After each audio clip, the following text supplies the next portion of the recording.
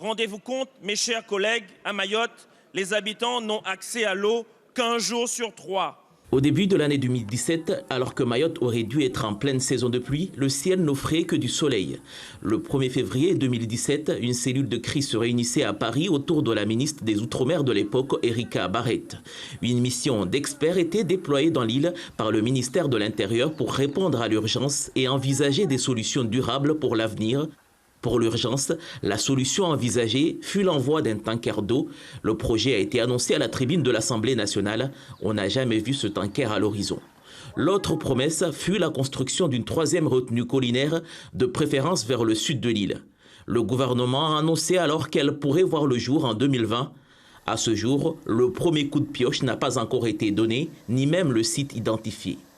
D'autres idées n'ont pas manqué de fleurir à la faveur de la crise de l'eau de 2017. Construction de forages, nouvelle usine de dessalement dans le sud, interconnexion généralisée entre les différents sites de production. Aujourd'hui, la situation est pire qu'en 2017. L'urgence est désormais encore plus aiguë avec la crise sanitaire. L'équation à résoudre se résume à 2 chiffres. La production est de 35 000 m3 par jour, alors que les besoins quotidiens de consommation sont de 36 000 m3.